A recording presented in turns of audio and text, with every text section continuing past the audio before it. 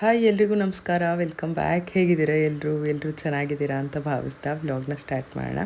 ಇವತ್ತು ನಾನು daily vlog ಮಾಡ್ತಾಯಿದ್ದೀನಿ. ತುಂಬಾ ದಿನ ಆದಮೇಲೆ ತುಂಬ ಓಡಾಟದ ಮಧ್ಯೆ ಸ್ವಲ್ಪ ಜಾಸ್ತಿನೇ ಬ್ಯುಸಿಯಾಗಿ ಹೋಗ್ಬಿಟ್ಟೆ. ವೀಡಿಯೋಸ್ ಇದ್ದರೂ ಕೂಡ ಎಡಿಟ್ ಮಾಡಿ ಅಪ್ಲೋಡ್ ಮಾಡೋ ಅಷ್ಟು ಟೈಮ್ ಸಾಕಾಗ್ತಾಯಿಲ್ಲ. ಊರಿಗೆ ಬೇರೆ ಹೋಗ್ತಾಯಿದ್ದೀನಿ, ಹಾಗಾಗಿ ಒಂದೆರಡು ವೀಡಿಯೋನ ಎಡಿಟ್ ಮಾಡಿ ಅಪ್ಲೋಡ್ ಮಾಡಿಬಿಟ್ಟು ಹೋಗೋಣ. ಇನ್ನು ಊರಿಗೆ ಹೋದ್ಮೇಲೆ ಮತ್ತೆ ವೀಡಿಯೋ ಅಪ್ಲೋಡ್ ಮಾಡೋಕ್ಕಾಗೋದಿಲ್ಲ ಅಂತ ಹೇಳಿ ಇವತ್ತು ನಾನು ಬೆಳಗ್ಗೆನೇ ವ್ಲಾಗ್ನ ಸ್ಟಾರ್ಟ್ ಮಾಡಿದೆ. ಬೆಳಗ್ಗೆ ತಿಂಡಿಗೆ ಇವತ್ತು ನಾನು ಕಡುಬು ಮಾಡ್ತಾಯಿದ್ದೀನಿ. ಅದರದ್ದು ರೆಸಿಪಿ ಜೊತೆಗೆ ಇವತ್ತಿನ ವ್ಲಾಗ್ನ ಸ್ಟಾರ್ಟ್ ಮಾಡ್ತಾಯಿದ್ದೀನಿ. ತುಂಬಾ ದಿನ ಆಗಿತ್ತು ಡೈಲಿ ವ್ಲಾಗ್ಸ್ ಎಲ್ಲ ಮಾಡಿ, ಹಾಗಾಗಿ ನನಗೆ ಏನೋ ಒಂಥರ ಮಿಸ್ಸಿಂಗ್ ಫೀಲ್ ಆಗ್ತಾಯಿದೆ, ಸಿಕ್ಕಾಪಟ್ಟೆ ಹೊಸದಂತ ಅನ್ನಿಸ್ತಾ ಇದೆ. ಇವತ್ತು ನಾನು ಬೆಳಗ್ಗೆ ತಿಂಡಿಗೆ ಕಡುಬು ಮಾಡ್ತಾಯಿದ್ದೀನಲ್ವ, ಅದರದ್ದು ಕೂಡ ರೆಸಿಪಿನ ನಿಮ್ಮ ಜೊತೆ ಶೇರ್ ಮಾಡ್ಕೊಳ್ತಾ ಇದ್ದೀನಿ. ಮೊದಲನೇದಾಗಿ ನಾನಿಲ್ಲಿ ಅಕ್ಕಿನ ಸ್ವಲ್ಪ ನೆನೆಸಿಟ್ಟಿದ್ದೆ. ಬೆಳಿಗ್ಗೆ ಎದ್ದಿದ ತಕ್ಷಣ ತೊಳೆದ್ಬಿಟ್ಟು ನೀಟಾಗಿ ನೆನೆಸಿಟ್ಟಿದ್ದೆ. ಇವಾಗ ಒಂದು 2-3 ಅವರ್ಸ್ ಆಗಿದೆ ನೆನೆಸ್ಬಿಟ್ಟು. ನಾನು 1 ಅವರ್ ನೆನೆಸಿದ್ರೂ ಸಾಕಾಗತ್ತೆ. ಇಲ್ಲ ರಾತ್ರಿ ನೆನೆಸಿಟ್ಬಿಟ್ಟು ಬೆಳಗ್ಗೆ ಈ ರೀತಿ ಡ್ರೈನ್ ಮಾಡಿಕೊಂಡು ಸ್ವಲ್ಪ ಆರಕ್ಕೆ ಬಿಟ್ಟು, ಒಂದು ಸ್ವಲ್ಪ ಜಾಸ್ತಿ ಏನು ತುಂಬ ಆರೋದು ಬೇಡ, ಅದು ತರಿಯಾಗಿ ರುಬ್ಬೋದಕ್ಕೆ ಬಂದರೆ ಸಾಕು, ಅಷ್ಟು ಆರಿದ್ರೆ ಸಾಕಾಗುತ್ತೆ. ಒಂದು ಸ್ವಲ್ಪ ಈ ರೀತಿ ಪ್ಲೇಟಲ್ಲಿ ಅಥವಾ ಈ ರೀತಿ ಒಂದು ದೊಡ್ಡ ಮರದಲ್ಲಿ ಹರಡಿಸಿ ಆರೋದಕ್ಕೆ ಬಿಟ್ಟು, ಅದಾದ ನಂತರ ನಾವು ಇದನ್ನು ತರಿಯಾಗಿ ರುಬ್ಕೊಂಡ್ಬಿಟ್ಟು ಕುದೀತಾ ಇರೋ ಅಂಥ ನೀರಿಗೆ ಸೇರಿಸ್ಕೊಂಡು ಒಂಚೂರು ಉಪ್ಪು ಹಾಕಿ ಒಂದು ಕಲ್ಲು ಅದನ್ನು ಚೆನ್ನಾಗಿ ಮುದ್ದೆ ಥರ ಕೂಡಿಸ್ಕೊಂಡು, ಅದಾದಮೇಲೆ ನಾವು ಅದನ್ನು ಉಂಡೆ ಕಟ್ಟಿ ಹಬೆನಲ್ಲಿ ಬೇಯಿಸ್ಕೊಂಡ್ರೆ ಸಖತ್ ಹೆಲ್ದಿಯಾಗಿರುವಂಥ ಬ್ರೇಕ್ಫಾಸ್ಟ್ ರೆಡಿ ಆಗುತ್ತೆ. ತುಂಬಾ ಚೆನ್ನಾಗಿರುತ್ತೆ. ಇವತ್ತು ತಿಂಡಿಗೆ ಕಡುಬು ಮಾಡೋದು ಅಂತೇಳಿ ಅಕ್ಕಿ ನೆನೆಸಿದ್ದೆ, ಅದನ್ನೇ ಸ್ವಲ್ಪ ಆರಾಕ್ತಾ ಇದ್ದೀನಿ. ಆರಾಕ್ಬಿಟ್ಟು ಒಂದು ಸ್ವಲ್ಪ ಹೊರಗಡೆ ಕಸ ಗುಡಿಸೋದು ಅದೆಲ್ಲ ಮುಗಿಸ್ಕೊಂಡು ಬಂದು ಆಮೇಲೆ ಇದನ್ನು ಸ್ವಲ್ಪ ತರಿಯಾಗಿ ರವೆ ಥರ ರುಬ್ಕೊಂಡ್ಬಿಟ್ಟು ಕಡುಬನ್ನ ಬೇಯಿಸೋದು ತೋರಿಸ್ತೀನಿ. ಆಲ್ರೆಡಿ ರೆಸಿಪಿ ತೋರಿಸಿದ್ದೀನಿ ಅನ್ಸುತ್ತೆ, ತುಂಬ ದಿನ ಆಗಿದೆ, ಇನ್ನೊಮ್ಮೆ ತೋರಿಸ್ತೀನಿ. ಓಕೆ,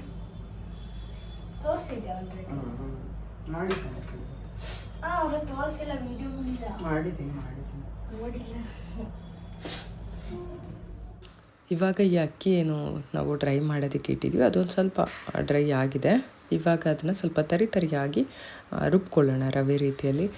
ತುಂಬ ಜನ ರವೆನಲ್ಲಿ ಮಾಡ್ತಾರೆ, ಅವಲಕ್ಕಿ ಮತ್ತು ರವೆ ಎರಡನ್ನೂ ನೆನೆಸ್ಬಿಟ್ಟು ಮೊಸರು ಹಾಕಿ ಅದನ್ನು ಕಲಸಿ ಆ ರೀತಿ ಉಂಡೆ ಎಲ್ಲ ಮಾಡಿಬಿಟ್ಟು ಅದನ್ನು ಕೂಡ ಹಬೆನಲ್ಲಿ ಬೇಯಿಸಿ, ಅಂದರೆ ಸ್ವಲ್ಪ ಸಿಮಿಲರ್ ಆಗಿ ಕಡುಬುಗೆ ಸಿಮಿಲರ್ ಆಗಿ ಮಾಡ್ತಾರೆ.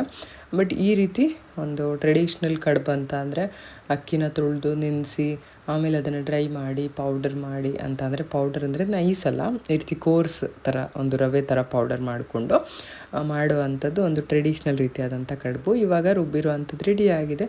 ಈ ಕಡೆ ನೀರು ಕೂಡ ಕುದೀತಾ ಇದೆ, ಒಂಚೂರು ಸಾಲ್ಟ್ ಹಾಕ್ಕೊಂಡೆ ನಾನು. ಅದಾದ ನಂತರ ರುಬ್ಬಿರೋ ಅಂಥ ರವೆ ಏನಿತ್ತು, ಅಕ್ಕಿ ತರಿ ಅಂತ ಹೇಳ್ತೀವಿ, ಅದನ್ನು ಸೇರಿಸ್ಕೊಂಡು ಈ ರೀತಿ ಚೆನ್ನಾಗಿ ಮಿಕ್ಸ್ ಮಾಡ್ಕೋಬೇಕು.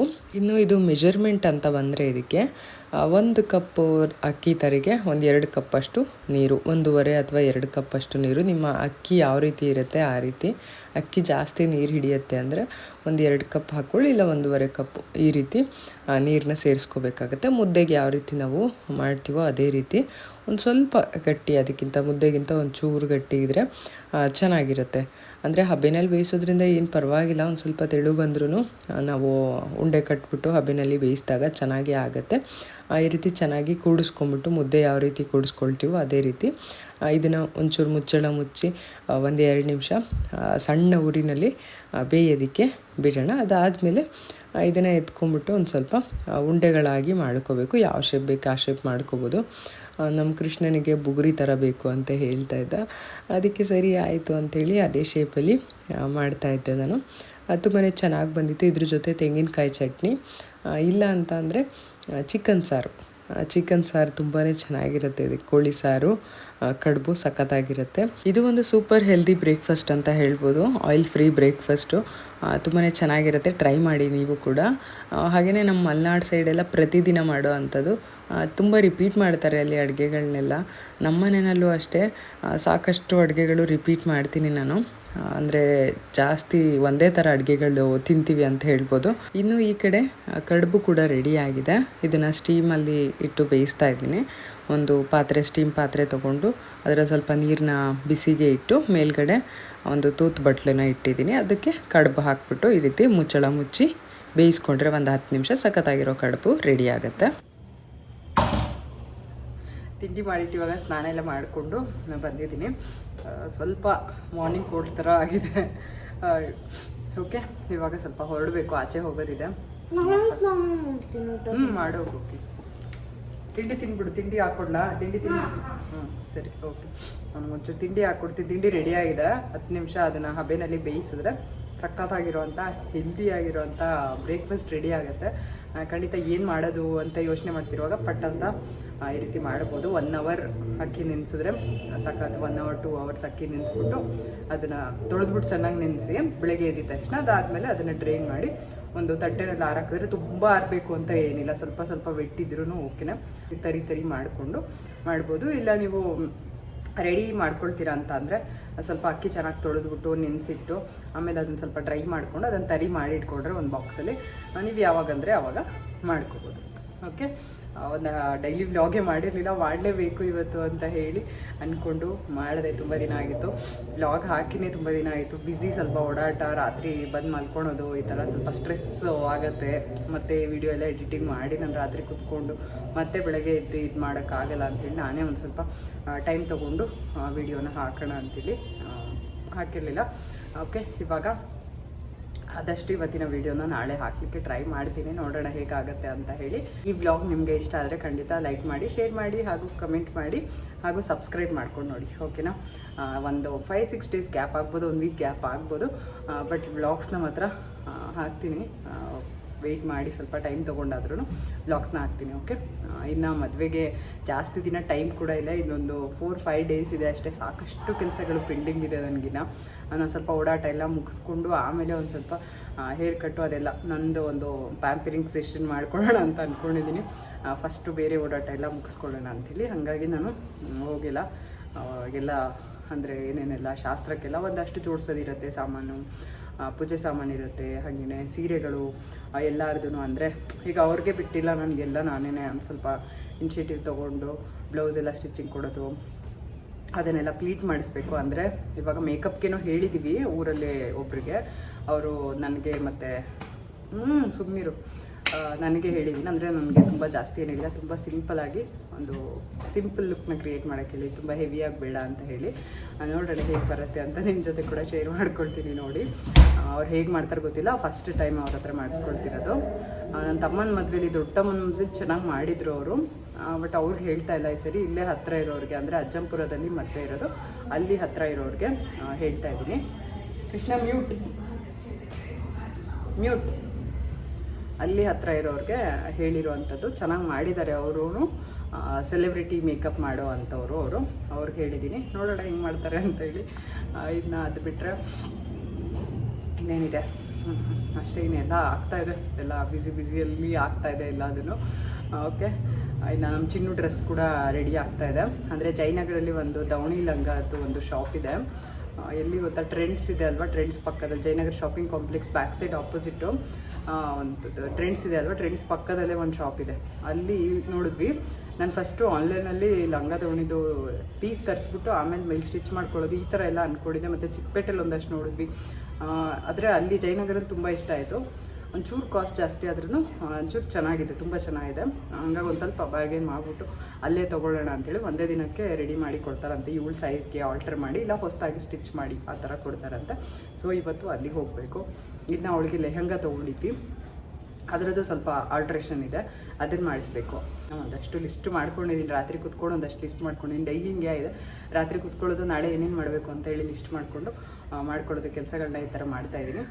ಓಕೆ, ಇದೊಂದು ಮದುವೆ ನಮ್ಮ ಮನೇಲಿ ಮುಗಿದ್ರೆ ಇನ್ನು ಯಾವ ಕಾಲಕ್ಕೋ ಮದುವೆ, ಇನ್ನು ಈ ಥರ ತಯಾರಿ ಮಾಡೋದು. ಅಂದರೆ ಮದುವೆಗಳಿಗೆ ಹೋಗೋದಿರುತ್ತೆ, ಬಟ್ ಈ ರೀತಿ ಎಲ್ಲ ರೆಡಿ ಮಾಡಿಕೊಂಡು ತಯಾರಿ ಮಾಡೋ ಅಂಥದ್ದು ಇದೆ ಮದುವೆಗೆ. ಓಕೆ, ಹಾಗಾಗಿ ಸ್ವಲ್ಪ ಎಕ್ಸೈಟ್ಮೆಂಟ್ ಅಂತೂ ಇದೆ. ಜಾಸ್ತಿ ಮಾತಾಡಿದ್ರೆ ಇನ್ನೂ ಜಾಸ್ತಿ ಆಗುತ್ತೆ.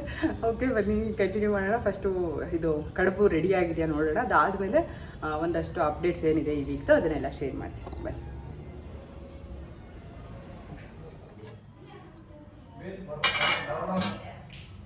ರೆಡಿ ಆಗಿದೆ ಕಡುಬು, ನೋಡ್ತಾ ಇರ್ಬೋದು. ಸಖತ್ತಾಗಿ ರೆಡಿ ಆಗಿದೆ. ಓಕೆ, ಇವತ್ತು ಬೆಳಗಿನ ತಿಂಡಿ ನನಗೆ ಮತ್ತು ಕೃಷ್ಣಂಗೆ ಮಾತ್ರ ಮಾಡಿರೋದು. ಅನಿಲ್ಗೆ ಸಲಾಡು ಮತ್ತು ಏನೇನೋ ಎಲ್ಲ ಇತ್ತು. ಇನ್ನು ನಮ್ಮ ಚಿನ್ನೂ ಇಲ್ಲ. ಹಾಗಾಗಿ ನಾನು ಮತ್ತು ನಮ್ಮ ಕೃಷ್ಣ ಇಬ್ಬರಿಗೇ ಬ್ರೇಕ್ಫಾಸ್ಟ್ ಮಾಡಿರೋ ಅಂಥದ್ದು ಇವತ್ತು. ಚಟ್ನಿ ಮಾಡಿ ಕಡುಬನ್ನ ಮಾಡಿದೆ. ಚಿಕನ್ ಸಾರು ಕೂಡ ಇತ್ತು, ಆದರೆ ಬೆಳಗ್ಗೆ ಬೇಡ ಅಂಥೇಳಿ ಚಟ್ನಿನೇ ಹಾಕ್ಕೊಡ್ತಾ ಇದ್ದೀನಿ. ತಗೋ ಮಗ, ಕೈ ತೊಳ್ಕೊಂಡ? ಕೈ ತೊಳ್ಕೊ ಫಸ್ಟ್. ಇಡ್ಲಿ ಇದ್ದಂಗೆ ಕಡುಬು. ಯಾಕಂಗೆ ಟೆನ್ಷನ್ ಥರ ನಿಂತಿದ್ದೀರಲ್ಲ? ಮಾಡಿದೆ, ರೆಗ್ಯುಲರ್ ಆಗಿ ಮಾಡ್ತಿಲ್ಲ, ಅವಾಗ ಮಾಡಿದ್ನಲ್ಲ ಒಂದು 2-3 ಸರಿ. ಇಡ್ಲಿ ತರನ ಮಾಡಿದಲ್ಲ, ಇಡ್ಲಿ ಅಂತಾನೆ ಸುಡ್ಬೋದಲ್ಲ. ಇಡ್ಲಿ ಅಲ್ಲ, ಅದು ಕಡುಬು. ಒಳಗಡೆ ಬುಗ್ರಿ ಬುಗ್ರಿ ಬುಗ್ರಿ ಶೇಪ್ ಮಾಡಿದೆ, ನಿಂಗೆ ಇಷ್ಟ ಆಗತ್ತೆ ಅಂತ. ಸರಿ ತಿನ್ನು, ತಿನ್ನು ಆಯ್ತು ಇವಾಗ.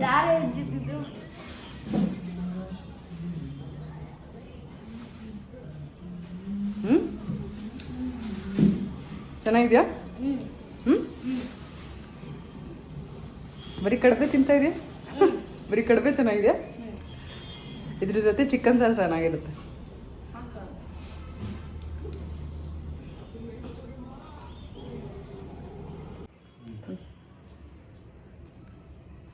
ಮಧ್ಯಾಹ್ನ ಹೊಟ್ಟೆ ಹಸ್ತಾಯ್ತಾ?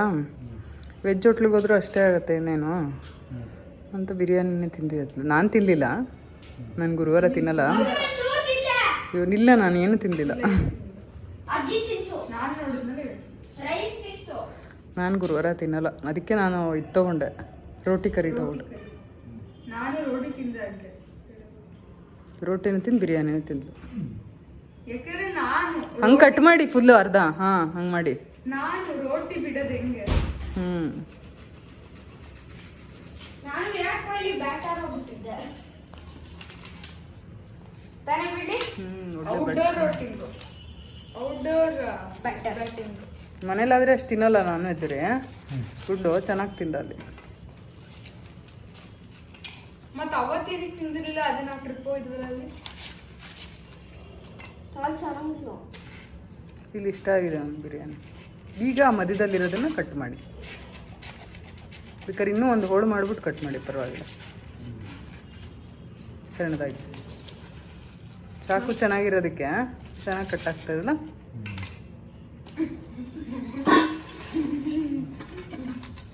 ತಿನ್ನೋದಾ? ತಡಿ, ಅದು ಮಧ್ಯದೆಲ್ಲ ನೀಟಾಗಿ ಕಟ್ ಮಾಡಿಕೊಡ್ತಾರೆ. ಮಧ್ಯದಲ್ಲಿ ಕೈ ತೊಳ್ಕೊಂಡಿದ್ಯಾ? ಇಲ್ಲಿ ತನಕ ಹಾಕೊಂಡು ತೊಳ್ದಿದ್ದೀನಿ. ಹಿಂಗೆ ಮತ್ತೆ ಒಂದು ಪೀಸ್ ಮಾಡ್ಕೊಂಡ್ಬಿಡ್ರಿ. ಬೀಜ ತಿನ್ನೋಳು.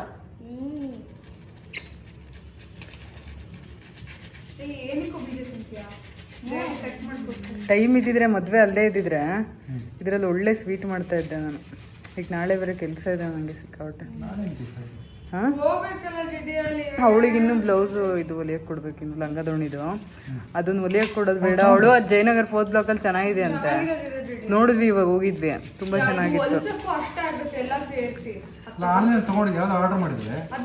ಅದು ಬರೀ ಪೀಸ್ ಇದೆ, ಅದು ಬರೀ ಪೀಸ್ ಇದೆ. ಅದು ಮಧ್ಯದಲ್ಲಿ ಇನ್ನೊಂದು ಸ್ವಲ್ಪ ತೆಗಿಬೇಕು ರೀ, ಮಧ್ಯದಲ್ಲಿ ಇನ್ನೊಂದು ಸ್ವಲ್ಪ ತೆಗಿಬೇಕು.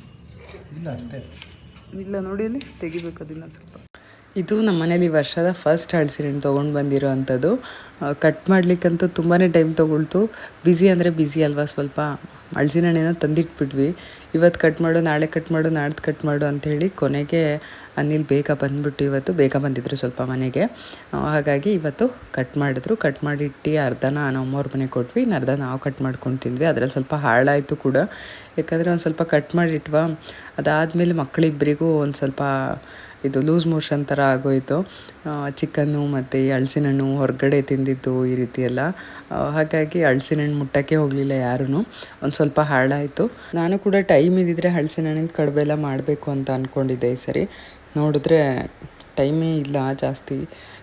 ತುಂಬ ಬ್ಯುಸಿಯಲ್ಲಿ ಓಡಾಡ್ತಾ ಇರೋದ್ರಿಂದ ಏನು ಮಾಡೋಕ್ಕೂ ಆಗಲಿಲ್ಲ ನನಗೆ.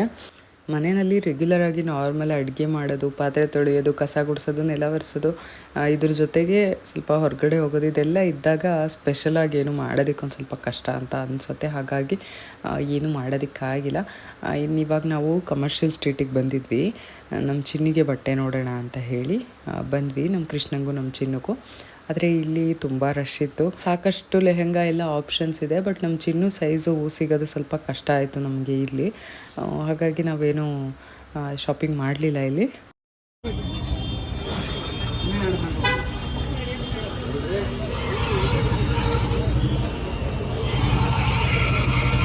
ಎಲ್ಲೋದ್ರೂ ಸಿಗ್ತಾನೆ ಇಲ್ಲ. ನಮ್ಮ ರಿಕ್ವೈರ್ಮೆಂಟ್, ನಿನ್ನ ರಿಕ್ವೈರ್ಮೆಂಟ್ ಸಿಗೋದು ಕಷ್ಟ, ಸ್ಟಿಚ್ ಮಾಡಿಸ್ಬೇಕಷ್ಟೆ. ಅದಕ್ಕೆ ಹೇಳ್ತಿದ್ದೀರಲ್ಲ.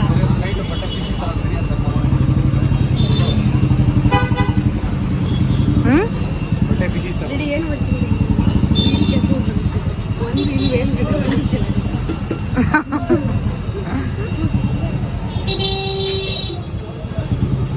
ಕಮರ್ಷಿಯಲ್ ಸ್ಟ್ರೀಟಿಂದ ಜಯನಗರಕ್ಕೆ ಬಂದ್ವಿ. ಜಯನಗರಲ್ಲಿ ನಾವು ರೆಗ್ಯುಲರ್ ಆಗಿ ಒಂದು ಶಾಪಲ್ಲಿ ಡ್ರೆಸ್ನ ಶಾಪ್ ಮಾಡ್ತೀವಿ. ಅಲ್ಲಿಗೆ ಹೋಗ್ಬಿಟ್ಟು ಅವಳಿಗೆ ಒಂದು ಡ್ರೆಸ್ನ ತೊಗೊಂಡ್ವಿ. ಇಷ್ಟ ಆಯಿತು ಕೂಡ ಅವಳಿಗೆ, ಚೆನ್ನಾಗಂತ ಅನ್ನಿಸ್ತು. ಸ್ವಲ್ಪ ಲೆಹೆಂಗಾ ಟೈಪು, ಬಟ್ ತುಂಬ ಹೆವಿ ಅಲ್ಲ. ಹೆವಿ ಆದರೆ ಏನಾಗುತ್ತೆ, ಅವಳಿಗೆ ಹಿಡ್ಕೊಂಡು ಓಡಾಡಬೇಕಾಗತ್ತೆ ತುಂಬ ಜಾಸ್ತಿ ದೊಡ್ಡದಾದರೆ. ಹಾಗಾಗಿ ಒಂದು ಸ್ವಲ್ಪ ಸಿಂಪಲ್ ಆಗಿರೋ ಅಂಥ ಒಂದು ಲೆಹೆಂಗಾನ ತೊಗೊಂಡ್ವಿ. ಅಂದರೆ ಸ್ವಲ್ಪ ಗ್ರ್ಯಾಂಡ್ ಇರಲಿ ಅಂತ ಹೇಳಿ, ತುಂಬ ಸಿಂಪಲ್ ಬೇಡ, ಅವಳಿಗೆ ಸ್ವಲ್ಪ ಗ್ರ್ಯಾಂಡ್ ಇರಬೇಕಿತ್ತು. ಹಾಗಾಗಿ ಲೆಹೆಂಗಾನೇ ನೋಡ್ತಾ ಇದ್ವಿ. ಬಟ್ ತುಂಬ ದೊಡ್ಡದಾಗಿ ತುಂಬ ಜಾಸ್ತಿ ಹೆವಿ ಇರೋದೆಲ್ಲ ತೊಗೊಂಡ್ರೆ ಹಾಕ್ಕೊಂಡು ಓಡಾಡ್ಲಿಕ್ಕೆ ಕಷ್ಟ ಆಗುತ್ತೆ ಅವಳಿಗೆ. ಇದುವರೆಗೂ ಅವಳು ಆ ಥರ ತುಂಬ ವರ್ಕ್ ಇರೋದು ಆ ಡ್ರೆಸ್ಸೆಲ್ಲ ಹಾಕ್ಕೊಳ್ಳೋಕೆ ಅಷ್ಟು ಇಷ್ಟಪಡಲ್ಲ. ಒಂದು ಸ್ವಲ್ಪ ಸಿಂಪಲಾಗಿರೋದೇ ಇಷ್ಟಪಡ್ತಾಳೆ. ಹಾಗಾಗಿ ಒಂದು ಸ್ವಲ್ಪ ಸಿಂಪಲಾಗಿರೋದೇ ನೋಡಿದ್ವಿ. ಶರಾರ ಎಲ್ಲ ನೋಡಿದ್ವಿ, ಬಟ್ ಲೆಹೆಂಗಾನೇ ಚೆನ್ನಾಗಂತ ಅನ್ನಿಸ್ತು. ಹಾಗಾಗಿ ಒಂದು ಲೆಹೆಂಗಾ ತೊಗೊಂಡ್ವಿ. ಅದನ್ನೆಲ್ಲ ನಾನು ನಿಮಗೆ ಕಮ್ಮಿಂಗ್ ವೀಡಿಯೋಸಲ್ಲಿ ತೋರಿಸ್ತೀನಿ. ತುಂಬಾ ಚೆನ್ನಾಗಿತ್ತು ಲೆಹೆಂಗಾ. ಹಾಗೆಯೇ ಬ್ಲೌಸಸ್ಸು ಅಷ್ಟೇ ತುಂಬ ಚೆನ್ನಾಗಿ ಬಂದಿದೆ. ಸ್ಟಿಚಿಂಗ್ ಕೊಟ್ಟಿರೋ ಅಂಥ ಬ್ಲೌಸ್ ತುಂಬ ಚೆನ್ನಾಗಿ ಬಂದಿದೆ. ಎಲ್ಲಿ ಕೊಟ್ಟಿದ್ದು ಏನು ಅಂತ ಕೂಡ ನಿಮ್ಮ ಜೊತೆ ಶೇರ್ ಮಾಡ್ಕೊಳ್ತೀನಿ. ಇವಾಗ ನಮ್ಮ ಕೃಷ್ಣಂಗೆ ಸ್ಲಿಪ್ಪರ್ಗೆ ಅಂತ ಹೇಳಿ ಪಾಠಕ್ಕೆ ಬಂದ್ವಿ. ಈ ಮದುವೆಗಳು ಬಂತು ಅಂತ ಅಂದರೆ ಖರ್ಚು ನಿಜವಾಗ್ಲೂ. ಮಕ್ಕಳು ಮರಿ ಎಲ್ಲ ಇದ್ದರು ಅಂದರೆ ಇನ್ನೂ ಜಾಸ್ತಿ ಖರ್ಚು. ಅವ್ರಿಗೆ ಬಟ್ಟೆ, ಅವ್ರಿಗೆ ಚಪ್ಪಲಿ, ಅದು ರಿಪೀಟೆಡ್ಲಿ ಅಂತ ಅಂದರೆ ಇನ್ನೂ ಕಷ್ಟನೇ. ಈ ಒಂದು ಮದುವೆಗೆ ಇನ್ನು ತೊಗೊಂಡಿರ್ತೀವಿ, ಇನ್ನೊಂದು ಸ್ವಲ್ಪ ದಿವಸಕ್ಕೆ ಇನ್ನೊಂದು ಮದುವೆ, ಅಲ್ಲಿಗೆ ಉಟ್ಕೊಂಡಿರೋ ಸೀರೆ ಅಲ್ಲಿಗೆ ಬಂದ ನೆಂಟರೇ ಇದಕ್ಕೂ ಬರ್ತಾರೆ. ಮತ್ತು ಅದೇ ಸೀರೆ ಉಟ್ಕೊಳಕ್ಕಾಗಲ್ಲ, ಬೇರೆ ಸೀರೆ ಉಟ್ಕೋಬೇಕು, ಬೇರೆ ಡ್ರೆಸ್ ಹಾಕ್ಕೋಬೇಕು. ಯಪ್ಪ, ಎಲ್ಲದಕ್ಕೂ ಎಷ್ಟು ಖರ್ಚು ಮಾಡಬೇಕಾಗುತ್ತೆ ಅಂತ ಅನಿಸುತ್ತೆ ಒಂದೊಂದು ಸರಿ. ಇವಾಗ ನಮ್ಮ ಕೃಷ್ಣಂಗೆ ಒಂದು ಜೊತೆ ಚಪ್ಪಲಿ ತೊಗೊಳ್ಳೋಣ ಅಂತ ಬಂದಿದ್ವಿ. ಅವನಿಗೆ ಬೇಗ ಚಪ್ಪಲಿ ಹಾಳು ಮಾಡ್ಕೊಳ್ತಾನೆ. ಇನ್ನು ಮೊನ್ನೆ ತಾನೇ ಕೊಡಿಸಿದ್ದು, ಆಲ್ರೆಡಿ ಹಾಳು ಮಾಡ್ಕೊಂಡಿದ್ದಾನೆ. ಹಾಗಾಗಿ ಅವ್ನಿಗೊಂದು ಜೊತೆ ಚಪ್ಪಲಿ ಕೊಡಿಸ್ಕೊಂಡು ಹೋಗೋಣ ಅಂತ ಬಂದಿದ್ವಿ. ಹೊರಗಡೆ ಎಲ್ಲ ತೊಗೊಂಡ್ರೆ ಸ್ವಲ್ಪ ಬೇಗ ಹಾಳು ಮಾಡ್ಕೊಳ್ತಾನೆ ಅಂಥೇಳಿ ಬಾಟಾಗೆ ಬಂದ್ವಿ. ಒಂದು ಸ್ವಲ್ಪ ಗಟ್ಟಿ ಇರೋದು ತೊಗೊಳ್ಳೋಣ ಅಂತ ಹೇಳಿ. ಇಲ್ಲಿ ತೊಗೊಂಡ್ರೆ ಅಟ್ಲೀಸ್ಟ್ ಒಂದು ಸ್ವಲ್ಪ ದಿನ ಎಕ್ಸ್ಟ್ರಾ ಬರುತ್ತೆ ಅವನಿಗೆ.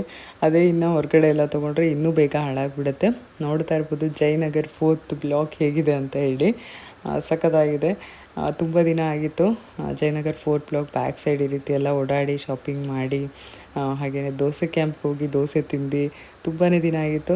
ನಮಗೂ ಜಯನಗರ್ಗೂ ಒಂಥರ ಒಂದು 15 ವರ್ಷಗಳ ಸಂಬಂಧ ಅಂತ ಹೇಳ್ಬೋದು. ಈ ದೋಸೆ ಕ್ಯಾಂಪು ಅಷ್ಟೇ.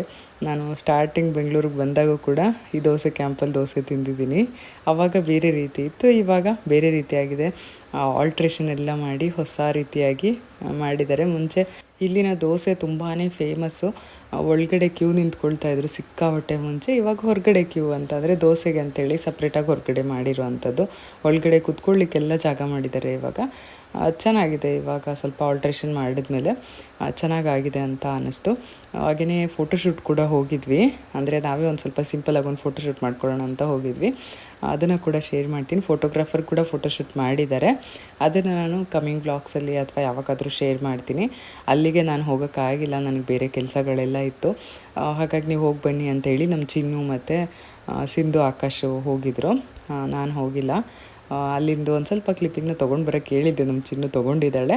ಅದನ್ನು ನಾನು ಕಮ್ಮಿಂಗ್ ಬ್ಲಾಗ್ಸಲ್ಲಿ ಶೇರ್ ಮಾಡ್ತೀನಿ. ಇದು ನಾನು ನನ್ನ ತಮ್ಮ ಎಲ್ಲ ನಾವೇ ಸಿಂಪಲಾಗಿ ಒಂದು ಫೋಟೋಶೂಟ್ ಮಾಡೋಣ ಅಂತ ಟ್ರೈ ಮಾಡೋಣ. ನಮಗೂ ಬರುತ್ತಲ್ಲ ವೀಡಿಯೋಗ್ರಫಿ ಮತ್ತು ಫೋಟೋಗ್ರಫಿ ಎಲ್ಲ ಮಾಡಲಿಕ್ಕೆ ಅಂತ. ನಾನು ಕೂಡ ಒಂದು ಸ್ವಲ್ಪ ವೀಡಿಯೋನ ಮಾಡಿಕೊಂಡು 1 ಮಿನಿಟ್ ಆ ವಿಡಿಯೋನ ರೆಡಿ ಮಾಡಿದ್ದೀನಿ. ಅದನ್ನು ಕೂಡ ಶೇರ್ ಮಾಡ್ತೀನಿ. ಚೆನ್ನಾಗಿ ಬಂದಿದೆ ಅಂತ ಹೇಳ್ತಿದ್ರು. ಅನಿಲ್ ಕೂಡ ಚೆನ್ನಾಗಿ ಬಂದಿದೆ ಅಂತ ಹೇಳ್ತಾಯಿದ್ರು. ಇಲ್ಲಿ ನನ್ನ ತಮ್ಮ ನಾನು ಇಬ್ಬರು ಸುಮ್ಮನೆ ರೇಗಿಸ್ಕೊಂಡು ಮಾತಾಡಿಕೊಂಡು ಹೋಗ್ತಾಯಿದ್ವಿ. ನಾವು ಲಾಲ್ಬಾಗ್ ಮತ್ತು ಕಬ್ಬನ್ ಪಾರ್ಕ್ ಇಲ್ಲೆಲ್ಲ ಶೂಟ್ ಮಾಡೋಣ ಅಂತ ಹೇಳಿ ಪ್ಲ್ಯಾನ್ ಮಾಡಿಕೊಂಡು ಹೊರಟ್ವಿ. ನೋಡಿದ್ರೆ ಲಾಲ್ಬಾಗಲ್ಲೂ ಶೂಟಿಂಗ್ ಮಾಡೋಕ್ಕೆ ಅಲೋ ಇಲ್ಲ ಅಂತೆ, ಕಬ್ಬನ್ ಪಾರ್ಕಲ್ಲೂ ಅಲೋ ಇಲ್ಲ ಅಂತೆ ಫೋಟೋಶೂಟ್ ಎಲ್ಲ ಮಾಡಲಿಕ್ಕೆ. ಅದಕ್ಕೆ ಅಲ್ಲಿಂದ ವಾಪಸ್ ಬಂದ್ವಿ. ಬನ್ನೇರುಘಟ್ಟ ರೋಡಲ್ಲಿ ಟೆಂಪಲ್ ಇದೆ ಒಂದು, ಬನ್ನೇರುಘಟ್ಟ ಸರ್ಕಲಲ್ಲಿನೇ. ಚಂದ್ರಮೌಳೇಶ್ವರನ ಚಂದ್ರಚೂಡ ದೇವಸ್ಥಾನನ ಅದ್ರ ಹೆಸರು ನನಗೆ ಅಷ್ಟು ನೆನಪಾಗ್ತಾ ಇಲ್ಲ. ನಿಮಗೇನಾದ್ರು ಗೊತ್ತಿದ್ದರೆ ಕಮೆಂಟ್ ಸೆಕ್ಷನಲ್ಲಿ ಕಮೆಂಟ್ ಮಾಡಿ. ಆ ದೇವಸ್ಥಾನದಲ್ಲಿ ಶೂಟಿಂಗ್ ಎಲ್ಲ ನಡೀತಾ ಇರುತ್ತೆ. ಲಕ್ಷ್ಮೀ ನಿವಾಸ ಸೀರಿಯಲ್ ಎಲ್ಲ ಜಾಸ್ತಿ ಶೂಟ್ ಮಾಡಿದ್ದಾರೆ ಅಲ್ಲಿ. ಆ ದೇವಸ್ಥಾನಕ್ಕೆ ನಾವು ಹೋಗಿದ್ವಿ.